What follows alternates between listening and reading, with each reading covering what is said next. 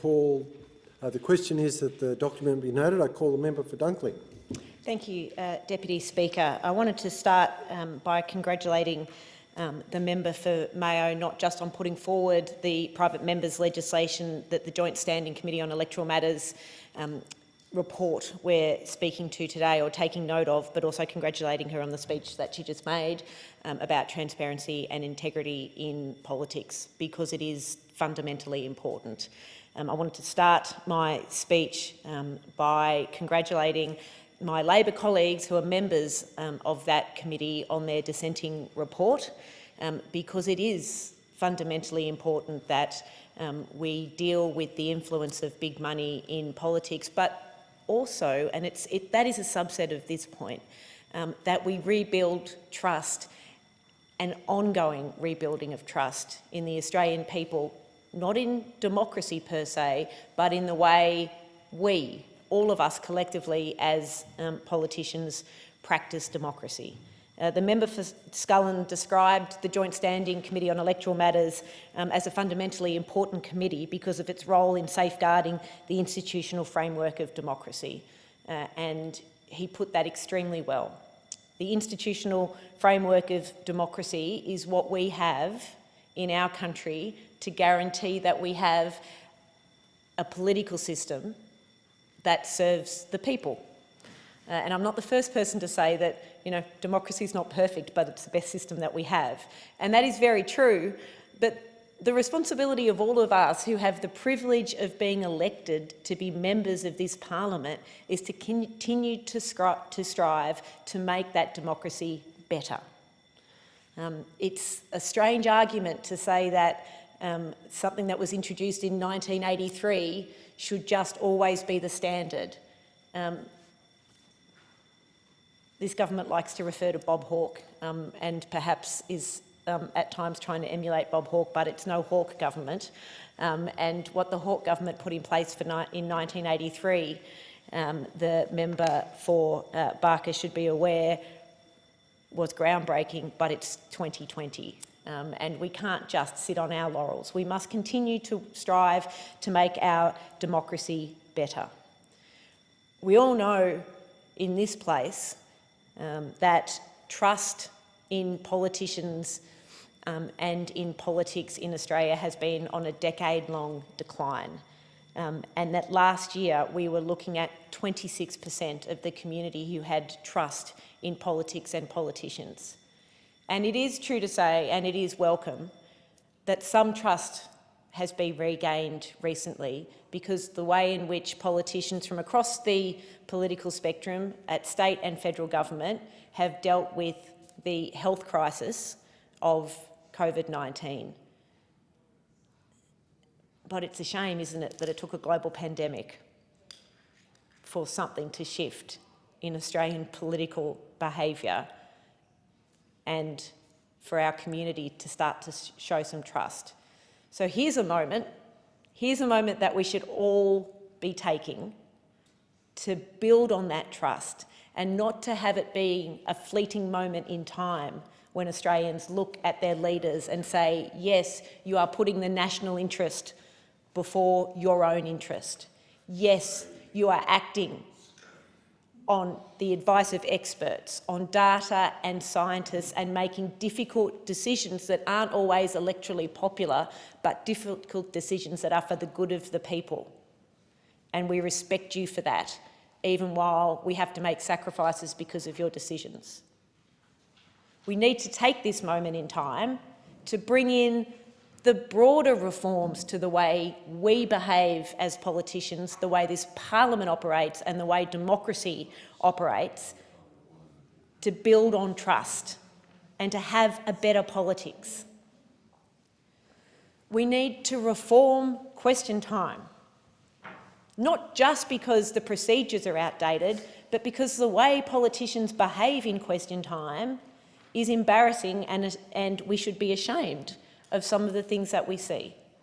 We need to put a code of practice, in my opinion, for politicians when we're in Parliament about how we can behave and should behave, so that when school children and adults and our older Australians watch Question Time and watch Parliament, they say, that's how leaders behave.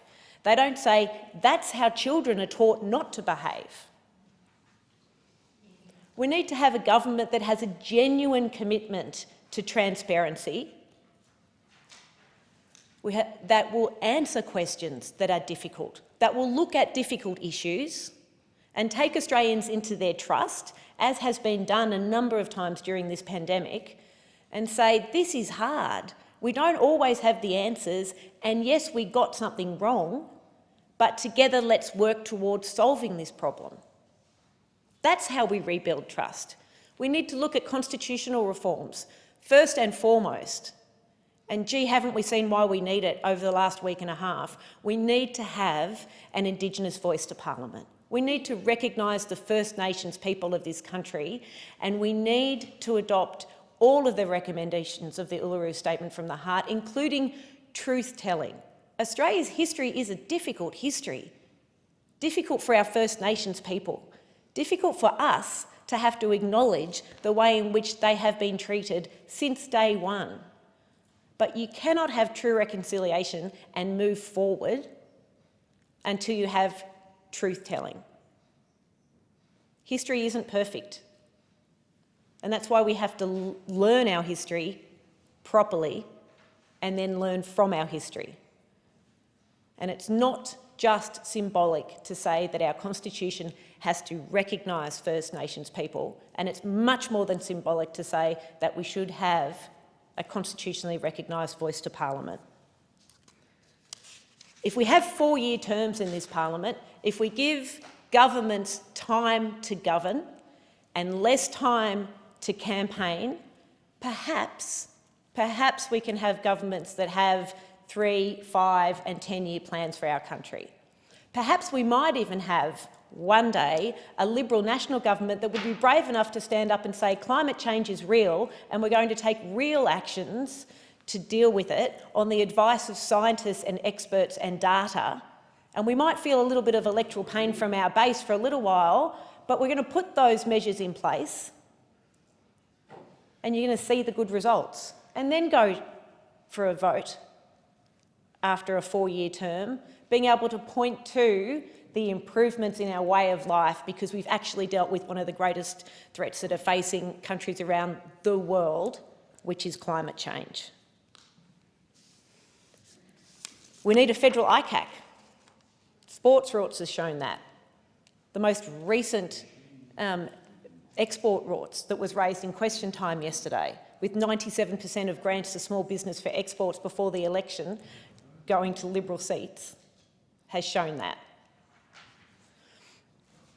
We know that it's not just enough to act honestly, to act with integrity. We have to be seen to be acting honestly and to act with integrity, and we have to be seen to be willing to be held up to high standards. We need to meet them, but also we need to be willing to be held to those standards and, quite frankly, investigated if there is any suggestion that we don't meet it.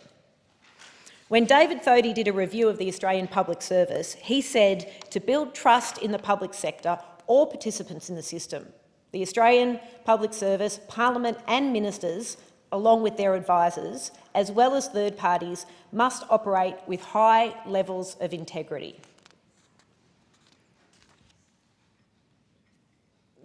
They're very true words. They're simple words and they're true words.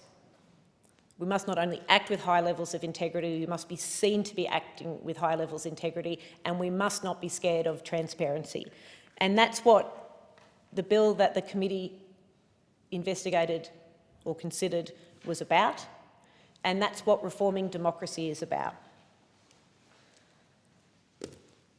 There is a moment in time now that we must grab.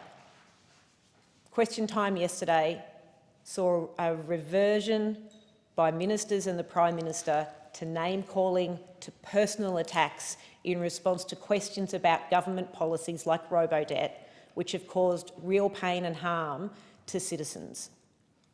We can't have that continue. We can't snap back to politics the way it was in 2019.